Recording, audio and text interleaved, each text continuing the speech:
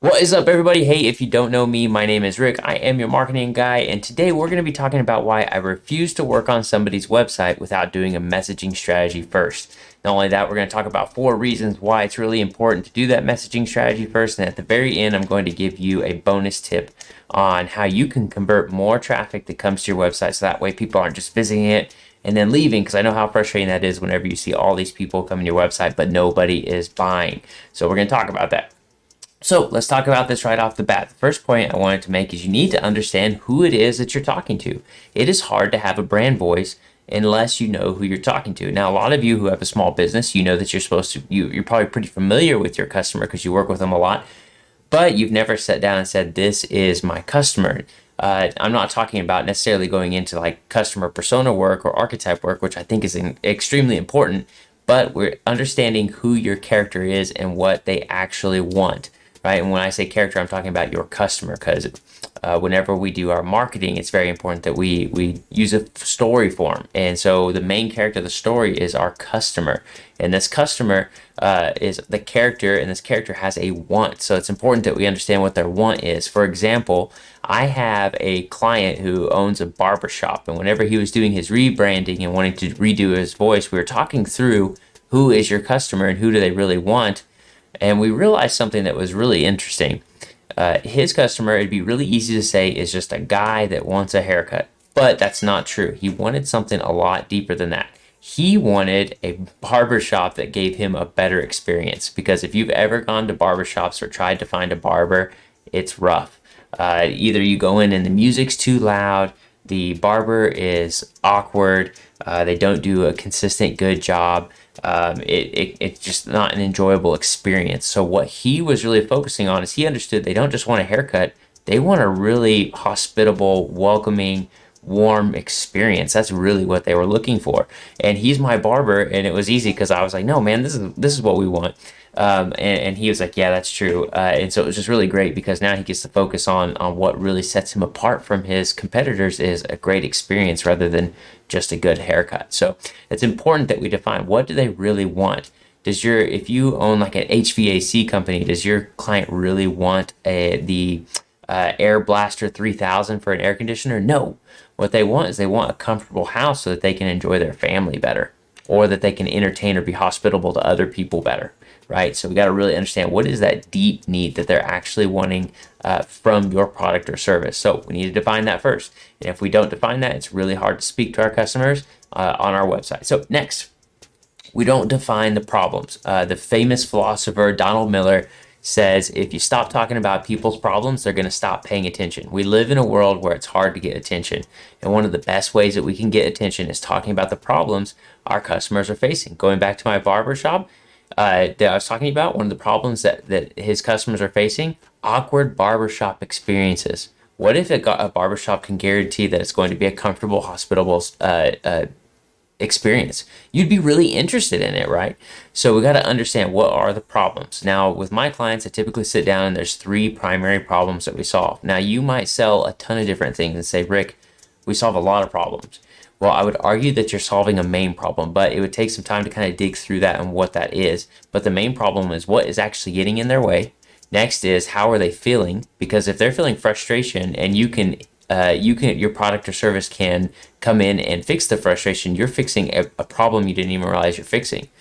And on top of that, what is the philosophical problem that you're solving? So this is like your injustice. So people typically have an injustice that they are dealing with also. For example, my client with the barbershop, it shouldn't be so hard to find a barber you trust, right? There's an injustice happening there. That's the way his clients felt. So he's not only solving the haircut and the experience, he's solving the frustration, and he's also solving the injustice that his potential clients were facing, right? So he was solving much more than just a single problem. So a good website is going to talk about the problems that your customers are facing, and it's going to do it empathetically. All right, what else? What else do we need to include? That's really important. We need a plan. Okay.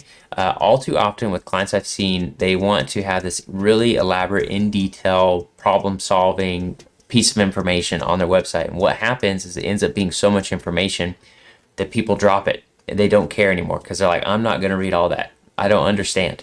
I always recommend to my clients that you have a simple 3 to 4 step plan. It could be as simple as book a call, schedule your time for your appointment, get a great haircut, look great, right? So people really function well whenever they have a plan to follow. So if your website doesn't have a step-by-step plan, there's a chance that people are assuming that it's too difficult to work with you.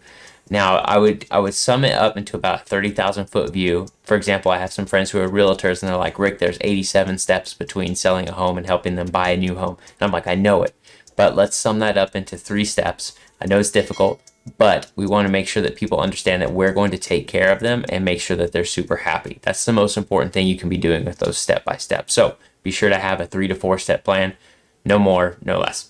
Okay, lastly, what is one really great way to have a website that converts better through messaging strategy is having a clear call to action. Way too often I have clients who come to me with websites that send clients and their potential customers in several different directions. You need to have one clear call to action. What do you want the customer to do when they get to your website? Now, if you say that you're let's go back to HVAC company. Let's say that you're an HVAC company and you're wanting to land more people to do business with you over your competitors. You need to have a one call to action all throughout your website. It needs to probably be schedule a call or call now. People do not go and do things unless you call them to go and do things. So it's important that you have a call to action that is clearly defined, and it needs to be acceptable or rejectable. All too often I run into people who have websites where their main button is learn more. That comes across, I don't think people realize that comes across as very passive, and it almost comes across as you don't have confidence in what it is that you're selling. So if you can solve people's problems, get them to take the first step, which is to contact you, book a call, buy now, whatever it is, make sure that they take that step. I tell people you need to have a very clear way to do business with you. It needs to be very, very clear. It's just like if you were stuck in a busy parking lot, if you had clear signs that told you how to exit, you're going to follow those signs so you can exit, right? That's how you're going to get paid. That's how you're going to convert more people on your website. Now, lastly, you're probably saying, okay, what's the bonus tip on converting more people, Rick? This is my bonus tip. What I want you to do is I want you to have the only other call to action I want you to have. And you can have this 2 places on your website, on your homepage. I want the clear call to action to be everywhere else. So buy now, shop now, call now, book now. All of those need to be all over the webpage, but you need to have one secondary call to action, and this is your freebie. So I strongly recommend this because 96% of people that come to your website are not ready to do business with you. But if you can capture their email and build trust through your occasional emails that you send to them, either it's a newsletter or maybe you're just sending a sales email every now and then, but that way that that you're in front of them whenever they're ready to buy. So that that transitional call to action, what we call is also, some people will call it like a lead generator. So this would be some sort of freebie that you're giving them so that way you can capture their email. Now, all too often I see a lot of people wanting to give a discount to capture emails. I prefer to do that, to avoid that at all costs. For example, let's say that you sell T-shirts. If you're selling T-shirts and you got a T-shirt store, what is it that you could do besides like a 10% discount? I would recommend like a styling guide. I think a styling guide would be very helpful. Here's how to wear this shirt. Wear it with these types of pants. Get a few of your friends that are models and get a friend who's a photographer. Make a quick like 10-page how to style to up your game so that you can become this. Or if you're an HVAC company, you might say, get your free full service air conditioner checkup. You may charge for that, but it's important that you sit down and kind of strategize. What would not cost us anything that we could provide that would give value to people so that way they could capture our email address? It could go several different ways. One of the best ways, if you need some ideas, is to use AI. You could go to ChatGPT and you could say, I have a so-and-so business. Please give me 10 ideas to generate leads or emails to capture in exchange for emails. I would do that. It gives you really great ideas, and then you can actually use ChatGPT to build out some of those things depending on what it is you do. And so I think that is going to help capture those extra people that weren't ready to buy, so that way you can start building your email list. Because if you're familiar with any of my content at all, I absolutely implore you to grow your email list. This is a part of the sales funnel. We talk about this all the time. I'm actually going to include a link to my free sales funnel guide below, so that way you can take these emails and convert them into buyers. It's a freebie on me. I hope it helps you out a whole bunch. And this is why I will not help clients work on their website unless we have a clearly defined message strategy, because a website that doesn't have a messaging strategy ends up being a beautiful piece of art and not a sales machine. Make sure that your website is designed to be a sales machine. Appreciate y'all. Have a good one.